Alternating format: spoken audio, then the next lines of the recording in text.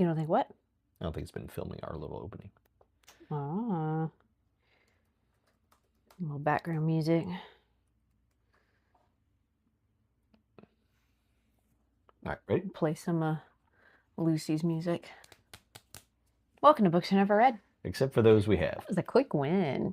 I'm Nicole. I'm Jason. And today we are discussing chapters 8 through 14. 9 through 14. Hold on. 9 through 14 of The House in the Cerulean Sea by an author that we are very much enjoying. T.K. Klein? TJ. TJ Klein? Clune. Clune? Gosh. You know this is going to end up being the thumbnail. Okay. We are super excited. That's not right. 9 through 24. It's 9 through 14. We're super excited to have you with us today. If you have not read up to through chapter 14, we recommend that you stop and you go read and then you catch us on the replay. If you're joining us live, we hope that you chat us up in the discussion box. And if you're catching us on the replay, we hope you chat us up in the discussion box. This has really been such a great, pure, cleansing read. At the end of last week's book club meeting, I missed it because I just saw it today when I was posting today's live. Peggy had mentioned like she never said something bad happened like at the beginning of the book, so I misunderstood, and I'm so glad because I just can't bear it. So anyways, if this is not the book for you, that's just fine. We have tons of other books playlisted for you in the playlist section of our channel. We're on YouTube Music as a podcast. We're on Instagram and Fable to chat about books between book club meetings. And today we're going to be announcing our next book, which I have chosen. Thanks, Cousin Howard. We have a bunch of stuff to talk about today. Not just the book. But can we do something else before we get into the book? Mm-hmm. I've got some other book club related news. Okay. After reading Yesteryear.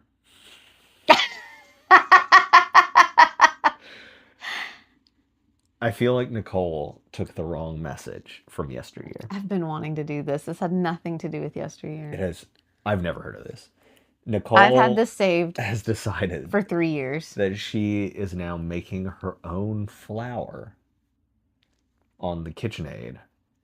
And so I'm collecting footage of her making her own flour. I'm milling my own flour for bread. And then I'm going to make footage of me building her an outhouse.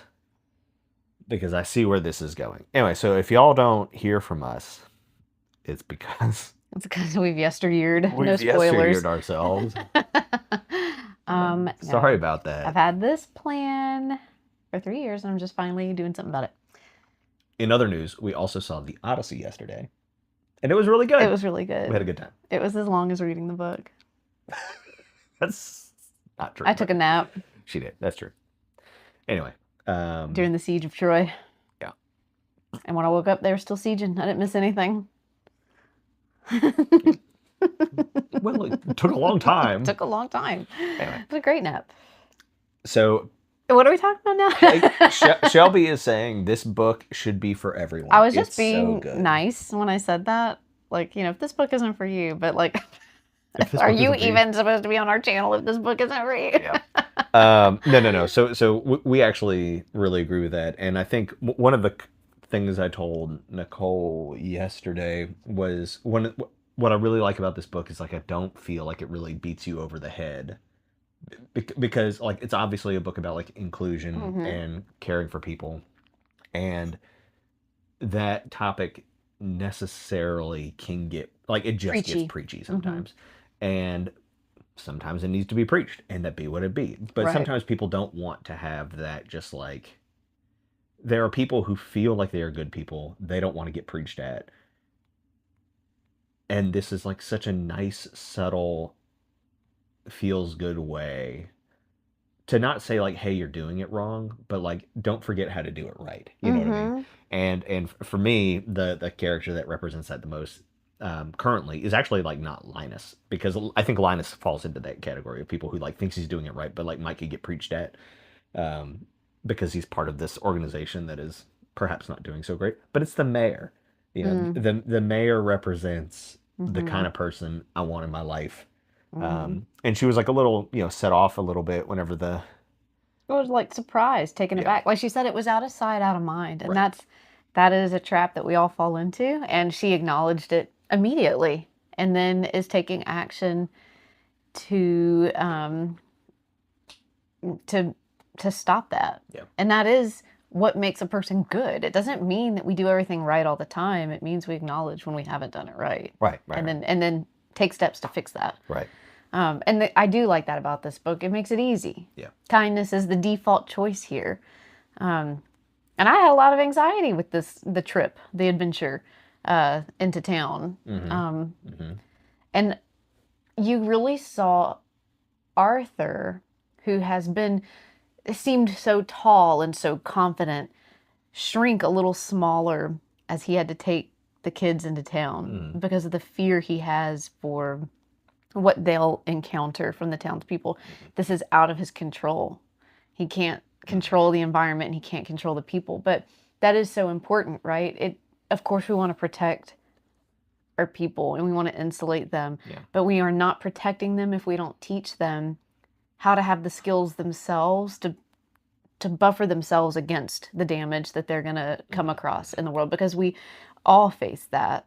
And that resiliency that even Arthur talks about, he knows that these kids are resilient. Like after Lucy's bad dream, which was horrible, he says, well, he's resilient and he'll come back. It's easy for him to say that within the safety of the island. He has a very hard time sending them into town. Yeah. So I thought that was really wonderful to see that. And then the point where it all came to a crux, and Arthur was about to like really go off on that daft that daft dude. And Linus is the one who stopped him, and he said, you have eyes watching you and they're going to remember this forever. Right. That was tough. Well, and like, if the other kids get like verbally abused by the townspeople, then they're just like magical kids that get verbally abused by townspeople. But if Lucy, you ever watch like one of those time travel shows where like they go back in time and then they make it happen themselves? You know what I mean?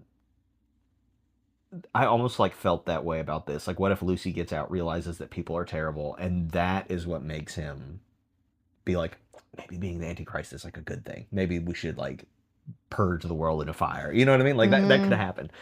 And so I just want to point out, like for the other kids, it's like a major personal risk.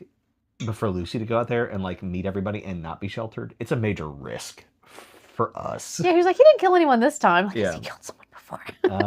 And like, I don't think he would, but like, what if somebody was like truly terrible to him? And I mean, like, well, he even acknowledged, and whether it was a joke or not, he let that guy's inside stay on the inside. Yeah. Well, and like, yeah, he did comatose the guy tried to exercise. Like that whole thing was pretty funny, actually. J Dude was one of my favorite characters. J Dude. For sure. He, like a state of pure innocence. I just liked him. He was fun. He was fun. There was something else. You made a comment that I wanted to say something about. I don't remember. It's gone. Oh, you were talking about Arthur, like Linus having to talk Arthur down.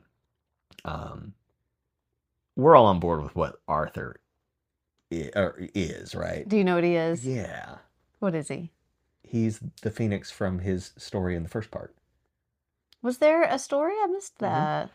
At one point, Arthur tells Linus that he once knew a young Phoenix who grew up to be a nice young man or something like that. Like he just says that. But then we keep getting hints that orange fire, that he's hot and hot. Yeah. So anyway, that's my guess. I will say this too, because this is one of those things where like if like the content, if you felt like this book was, I think this book does a good job of not preaching at people, and so like already that's like a foot in the door for getting this kind of thing out to people.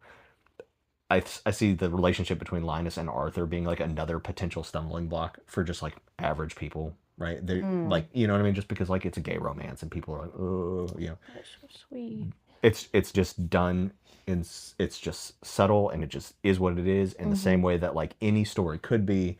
And anyway, I'm just saying, like, if this is definitely a book that I would feel comfortable recommending to anybody Yeah, because because it's well, because wholesome. yes, because I don't feel like it's trying to. It's just like here is the thing. Love is love, Hmm. in all these different scenarios. Like it's Yeah, just it's simple, and it yeah, really is that simple. It's everyone else that complicates it yeah, yeah, for sure. and Well, yeah, adds elements to it that doesn't belong or make any sense. sure. Uh, Flanders panel. Yes, You know what yes, I mean? Like yes, yes, yes, yes, that's not yes. real. Yeah. Well, and I think that's what I'm trying to say is that like I enjoy that the romance element here is simple and it's not complicated and it's not the point. Like it's Right. not the point, you know. It just it just is. Hmm. And sometimes just being is fine, you know. And anyway, of course it like goes in with like the story for the children and everything, but I just think Hmm. it's elegantly done. That's my point. I love this development of Linus's heart just being exposed here. Hmm. Guard your heart, too late, and he even acknowledges. He's like, Yeah. that's too far gone. Um, Getting to see or being invited to see Sal's room, Yeah. which as a former teacher, that makes me very uncomfortable. Yeah. This So oh, can we like let's detour for a second. While I am on board with all of the messages in this story, and Hmm. it's the kind of person I want to be, just like, first off, having Lucy live in the closet off the headmaster's room makes me nervous. Having Linus go into the kid's room by himself makes me nervous. Right. And also, just like the whole thing between Linus and Arthur makes me like, while I'm on board on like a personal level, this seems manipulative.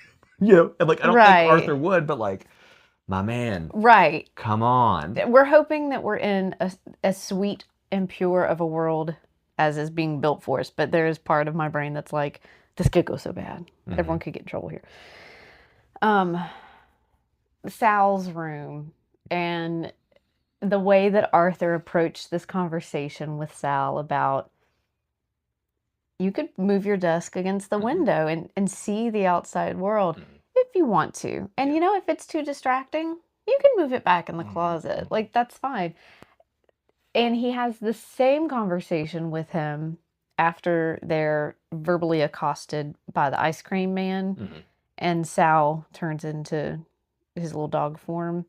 And Linus just holds him and he says, "Remember when you're scared, it's always okay to revert to this form. Just remember to come back." Like, where did this come from, from Linus? Yeah. Like, he has tapped into this, like, mentor and Hmm. guide personality that he never knew he had before. And Arthur keeps pointing it out. Like, I wish you could see Hmm. what you are. Like, Well, I think he kind of got pushed into it on their little like adventure mm-hmm. thing, right? Like where he had to like he finally had because he's not like playing a character. Whenever he was on the adventure, he was not playing a character. He finally got to drop the character he's been playing, Yes. and he got to be him. Yeah. And I think that was nice. I want to jump to something Shelby said real quick. She was just talking about like the romance between Arthur and Linus. One of the things she likes about it is that it's like not make or break for the plot. Right. It just is, right? And Mm-hmm. like whether or not they like, I mean, Linus could leave at the end of this, and I'd be fine with that, and it was still like a beautiful little story. Yeah, Right. It's not the Ren Fair plot here. yeah, This is an attraction building between two people who are seeing the kindness and the depth of character within each other. Mhm.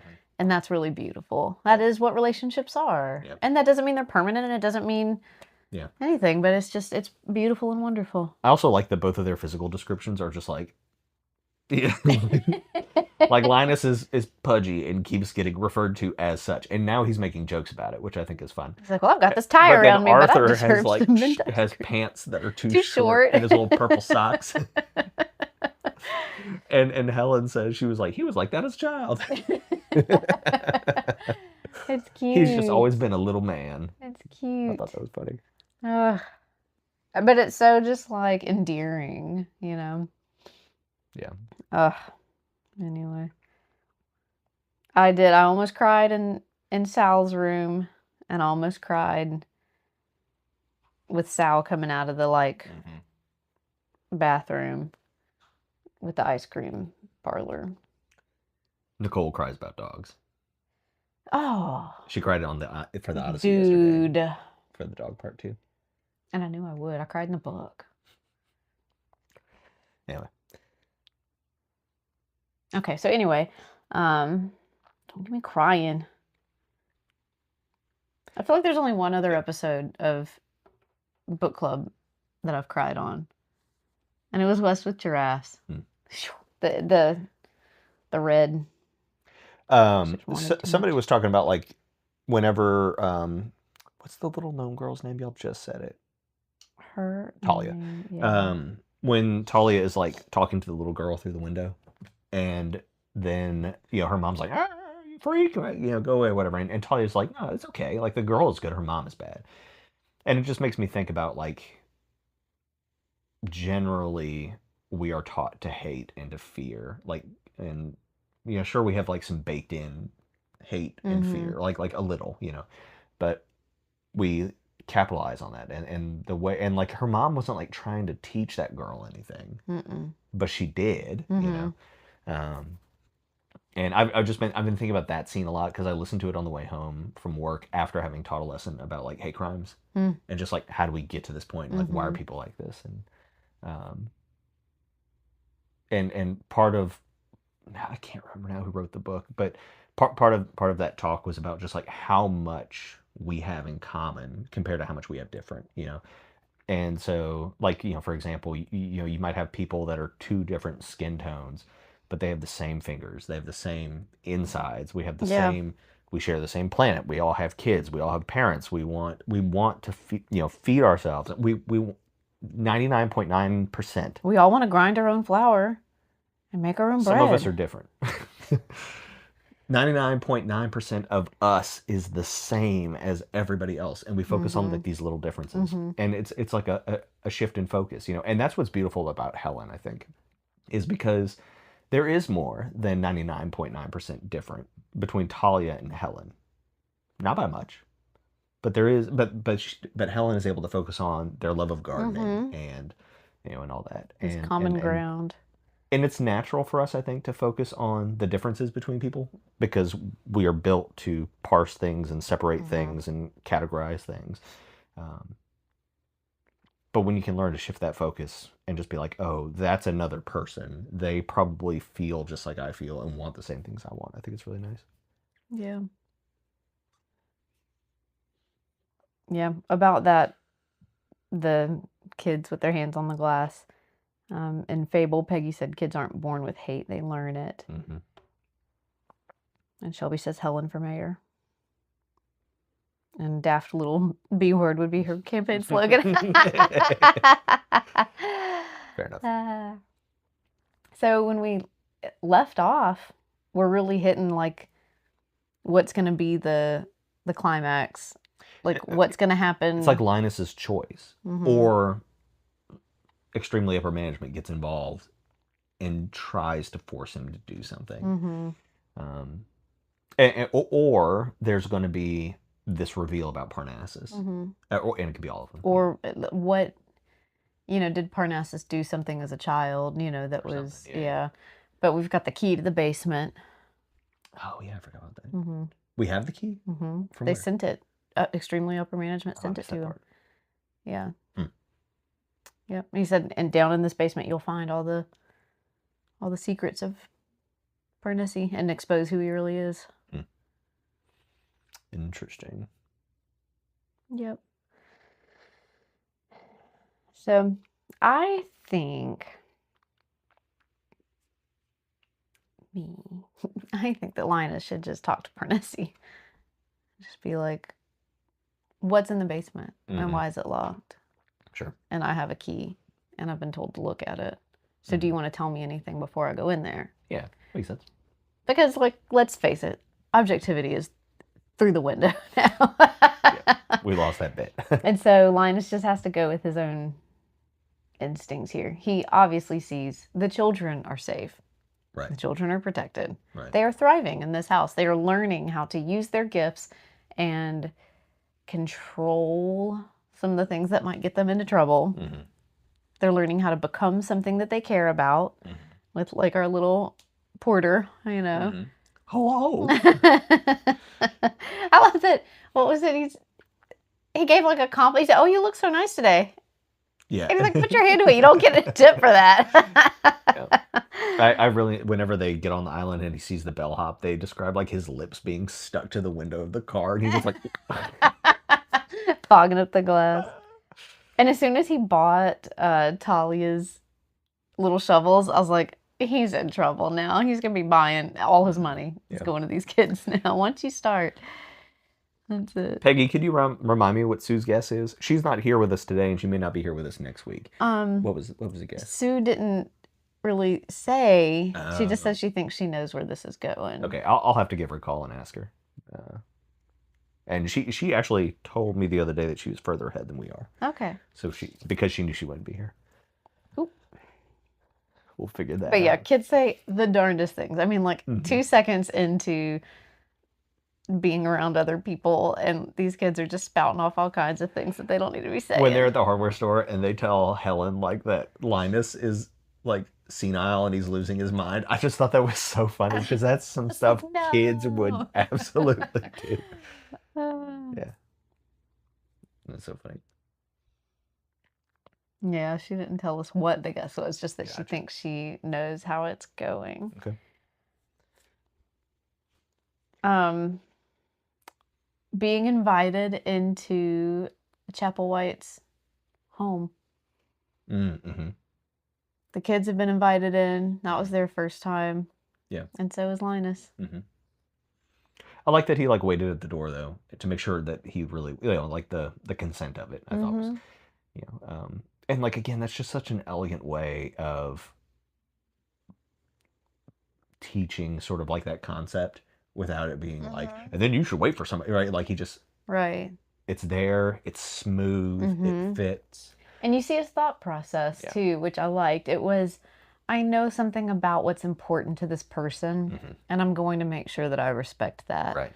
It's not, he is not the same kind of person as she is. He doesn't have the same power and the same whatever. And he could do whatever he wanted to do, probably.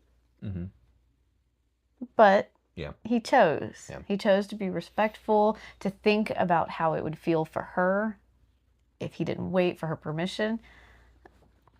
It's just great. That's actually really, I have not thought about this story in, like, terms of power, like, at all. And normally I do think about stories that way.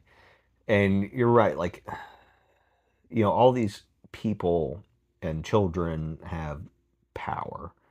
But Linus also has power because he could shut this down. Right? He has the bureaucratic power. Yes. Yes. And and we have this idea.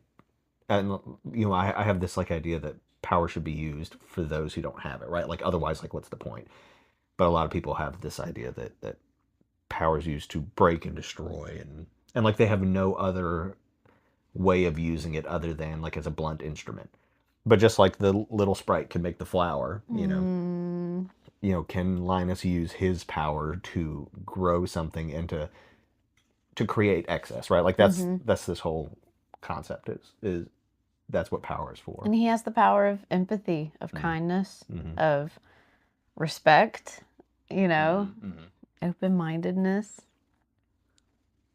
Yeah, but like raw power, right? Like, that's interesting. Because they've all come to accept him, but he could destroy their world still, right? Like, that's still a thing. It's possible. Peggy, in case I didn't answer your question, the key is to the basement that he found. Yep. The basement door. But I think he should ask to be let in rather than to use the key. And I think that would be on board with his personality already. Yeah. he waited for Chapel White to let him in rather than just go in, which he could have done. Mm-hmm. Interesting.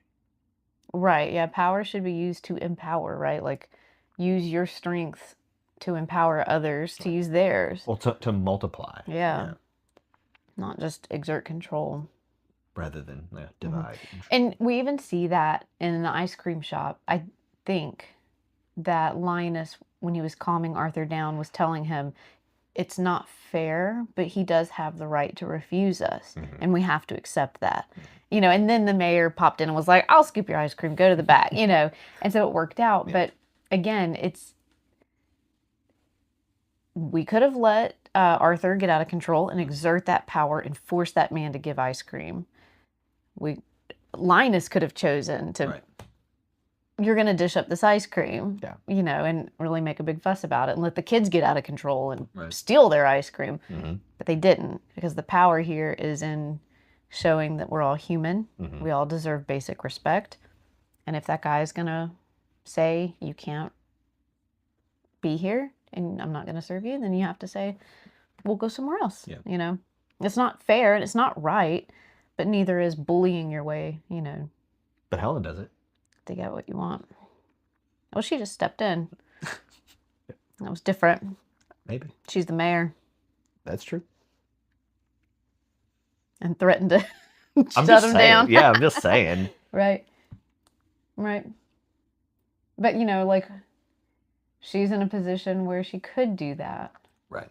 And they were not. They're already marginalized and being threatened. Right. And that wouldn't have helped their case.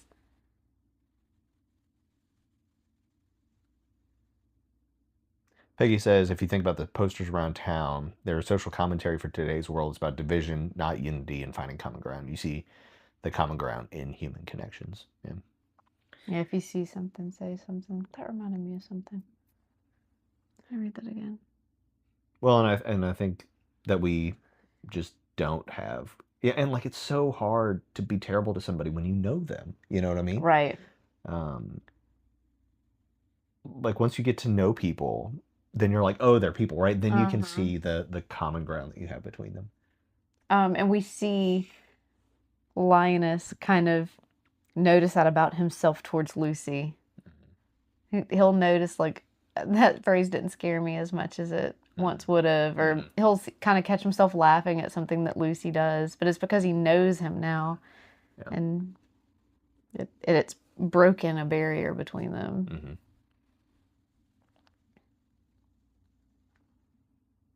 Yeah, the first, Shelby says the first instinct of people today is to assume that people are unsafe or scary. And like, look, I get it. Like, I want people to be safe. And there is value to not being naive. But I do think, I agree that like we overblow it. And there's like a lot of places where that's not helpful. And it's a fine balance between not being a fool, right, and not being a jerk, you know. Right. And it's hard to walk that line. Man, there was like a little comment in the book. Now, I'm gonna say this too. Like this is literally something that we're not built for. It like having to figure out how to be like our minds are literally not built to know this many strangers. The fact that you walk around a Walmart with people that you have no idea who they are and you let them stand behind you is bananas. Right. In terms of the way that our mind, like we are so conditioned. But for most of history, you would have known 50 people-ish, you know, that you knew. And then whenever somebody else showed up, you're like, and you were made to be skeptical of them because like you have never seen somebody else before. And then, you know, for several thousand years now, we're growing and expanding the way that works, and we are highly adaptable, and we are absolutely capable of it. But we have to recognize that we are fighting against our biology. Yes. And I think, I mean, you know, this is not to say that, like, again, like with Helen, good people do have prejudices also, but they recognize them and they correct. Yeah. They steer that course back the right direction. She was taken aback by Talia at first. And she was like, "You're from the island." And then Tolly started talking about her garden, even though there's also talk of digging up dead bodies. Helen figured out what part of this is a child being a kid and what part of this is a human making a connection, you know. She course corrected. She was afraid for a moment, or defensive for a moment, or startled for a moment. Yeah. You know, part of that lesson I was doing on hate crimes was about like the golden rule, right? Do unto others as you would have them do unto you, which is like, I don't remember the whole thing exactly, right? But like it's literally like the greatest commandment, right? Like it's supposed to supersede the 10 Commandments. But like we can't pay attention to that part. And then watching the Odyssey yesterday, they have Zeus's law, which I have no idea about. Like I understand that there is historically this idea that you should be good to strangers because like they could be gods in disguise. I'm on board. The way the movie pitches it is more of like a golden rule sort of thing, right? And I like that sort of like minor adaptation. I don't think it's all that different. I just don't think it was as explicit in anything I've seen before. But yeah, just this idea that like when we can't do that, that's when things fall apart. And that's a very important part of this version of the Odyssey, is that when we lose that humanity and treating people fairly, that's what destroys our world. The philosophical arguments that they're having in the woods. Do you know what I'm talking about? In this book? Oh, yeah, about Kant. Is Kant the one who says to behave in the way that if everyone behaved that way, things would still work well? Maybe, I'm not sure. Kant does the categorical imperative, and then Linus, I think, is like a Schopenhauer fan who like Schopenhauer was like kind of a pessimist, like literally a pessimist. And Schopenhauer's ideas about power are really what influenced Nietzsche's ideas about will to power. Yeah.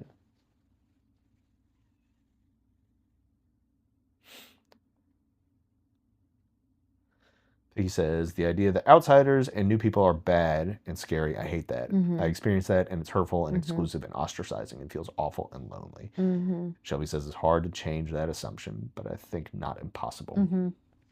It is hard. Yeah.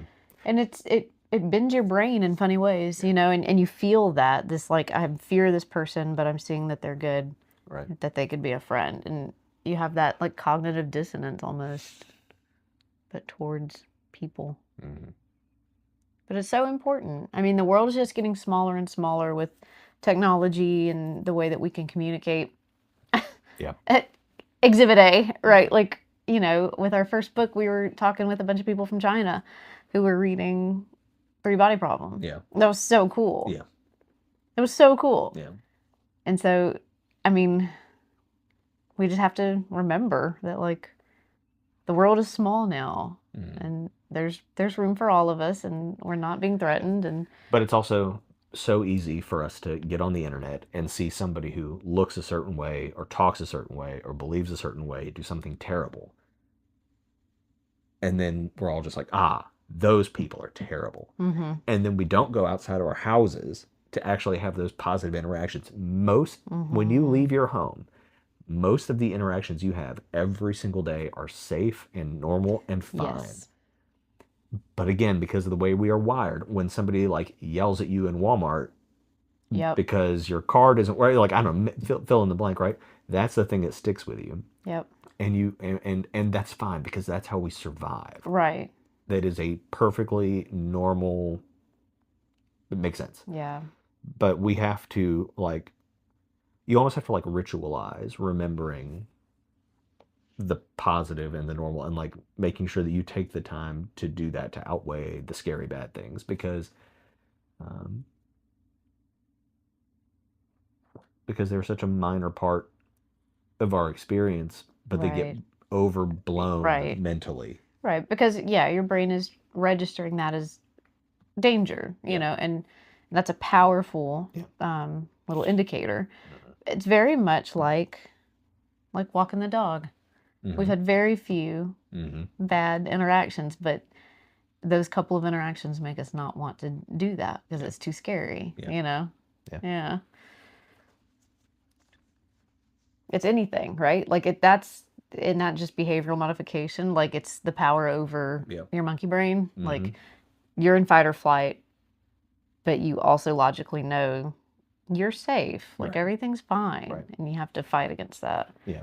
But 10,000 years ago, this would be dangerous. Right? Yeah. No, it was. It's there for a reason. Right. Well, and recognizing too that anger is a secondary emotion, and that it can come from fear, right? And so, like, thinking about the ice cream parlor guy, right? He's angry. Okay. If you accept that anger is a secondary emotion, I won't get into a whole argument. It is. Most people are on board, but if you're not, do some research, right? Usually anger is rooted in fear. So like, okay, well, what could you be afraid of? First, I mean, like the fear of the unknown, that's fine. But also like the Antichrist is there. He doesn't know that, but like he has like these are powerful children. He has every right to feel afraid. Mm-hmm. He does not have the right. Nobody has ever been in trouble for feeling angry or for feeling afraid. People are in trouble for acting on that anger in an inappropriate way or acting on that fear. And so like, okay, so he feels afraid, but then we have to recognize I'm having a fear reaction. Right. How do I handle that? And that's something that I've struggled with. Probably everybody struggles with. Sure. But like once you know that like, this thing is happening to me, it really becomes a lot easier to cope with. And you know, I mean, there's also the fear of like all these people get like little government subsidies or whatever, right? What if I get mine cut off? You know, what if the, and like he is not thinking this, but like what if the orphanage gets shut down and these people don't have to be paid anymore? That's a weird twist, right? They kind of need these people here, or they've become dependent on it. Yes. For sure. Anyway, and so I'm just like throwing that out of like these are all like usually the fear is a subconscious thing, and so there's a lot going on there.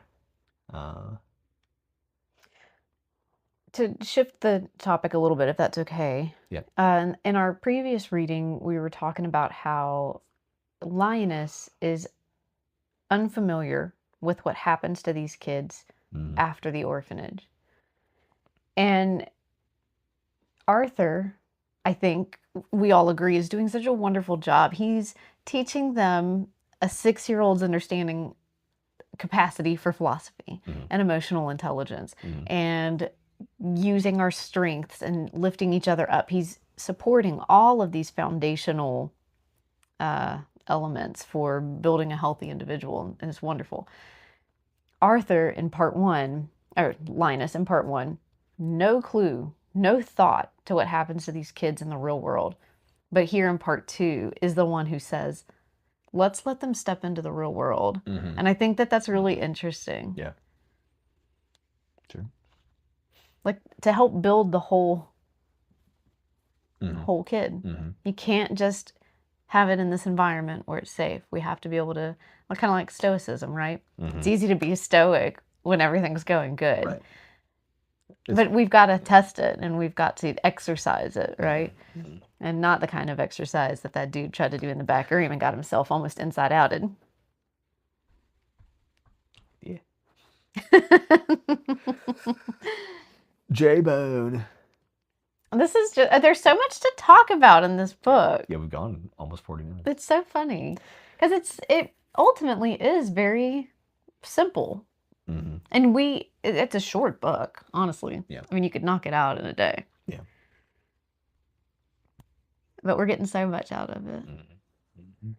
Let's see. Still can't figure out why Chauncey would be considered scary or dangerous. Is it only that a species is unknown? And that's a really good question. Like, the unknown is scary, right?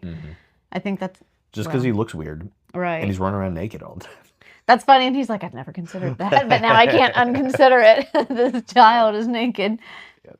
But he looks like a little boogie monster, right? Yep. And so he lived under the bed and scared people. Poor little thing. I'm not saying poor little Chauncey. He's like, I'm a boy, maybe. That was funny. So, where are these kids coming from? Are they just being ripped away from their parents? They call it an orphanage. Maybe they And don't they have. even said that orphanage wasn't really the Right, right I know. But term. yeah, maybe. I mean, like there's a departments for magical adults. There is. They've referenced it. But it's like if you see something, say something. Are you seeing a child with their parents do something slightly magical? And so you're saying, oh, this kid's magical, take him away from his parents and throw him in this home? Maybe. That's horrible. It'd be kind of interesting to just have like a little short story, but it's just like the history of this world and how we got to this point. Maybe there is That'd one. be very interesting. I think there's a second book of this, isn't there? There might be. Shucks. Well, I don't have that much more to say. I I don't feel like I either. done said it all. This was a good conversation. This was good. Do y'all want me to tell you what the next book is, or you want Do to it, wait and then for we'll put another? out a short, and then we can put out the Fable. So, do you mind going to that tab so I can cheat? Because I don't know. Our next book is going to be Wild Dark Shore, a novel by Charlotte McConaughey. So, you can go ahead and acquire your copy, get on the wait list for the library if it is waitlisted, or just have it in your little list to download. New book! And this book was recommended to me by Cousin Howard. by family and new friend that we Yeah. just recently met. This will be the second time we've picked a book recommended by my family. So hopefully this one is good because the last one was Flanders panel. Yeah. So, Oh, Shelby might have already read it. Shelby. Very cool, very cool. Yeah, we've been we're getting to the point now where y'all are reading so much and we're reading so much that we're starting to tread some territory that other people like. I feel like the last like 2 or 3 books now somebody has read it. So, Mm-hmm. we'll figure it out. Anyway, thank you all for being here. We had a blast. We'll see y'all next week. Okay, Happy bye. reading. Read the rest of the book. We'll see you Sunday.